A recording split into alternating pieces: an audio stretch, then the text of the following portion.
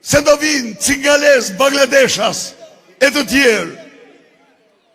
A ka qëndrim në armiqësor sa ky? Miq, një shtëpi pa tri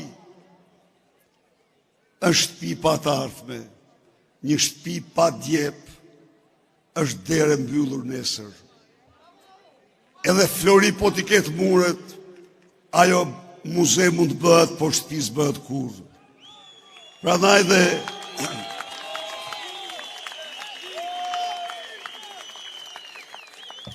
e ndigjoja në Tepelen kishte një grup të ri përpara,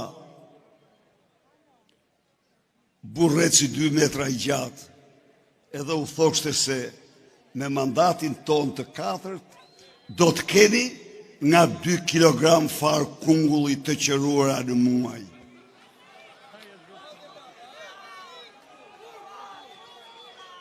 Ky është preokupimi, ky është vlerësimi. Unë ju garantoj se edhe pushtuar si me egër jo shqiptar po t'ishte, në këtë katastrofë demografike nuk do guxonte kur. Tu thoshte një grupi të rish se do u servirin mandate arshëm 2 kile far kungulli në muaj. Pra, ky është preokupimi.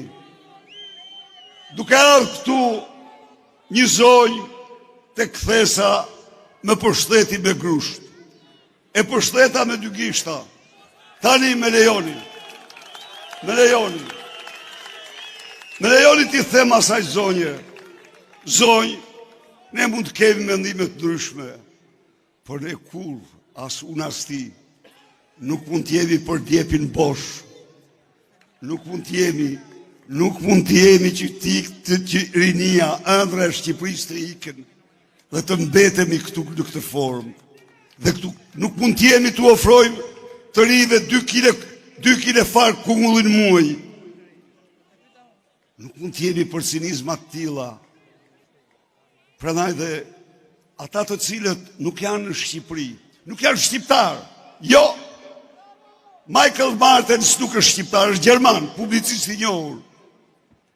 Pikërisht për këto i thotë Edi Rams, ti je kryeministri më i mirë i Serbisë pas Pashiqit. Sepse nuk mbrohet ndryshe me shumë interesa e Serbisë, se të thuash të rive se do keni një 2 kile kungull, far kungulli, mandatin që vjen. Miq, unë ala në këtë çështje, se kjo është një çështje themelore. Në qoftë se tjera që numrova marrin përgjigje flak për flak në 100 ditë, kjo kërkon kohën e vetë. Kjo kërkon punë shumë serioze, shumë të thellë. Kjo kërkon ta nisim që nga lindja, që nga djepi. Dhe ne do vendosim dhe do nisim. Ne nuk e lam kur kombin në këtë rrokullim. Ne do e nisim nga djepi. Ne do vëm fëmijës parë 70 euro, për fëmijën e dytë 60 euro, për fëmijën e tretë do paguajmë nga lindja gjerë në moshën 23 vjeçare, po kështu dhe fëmijën e 4.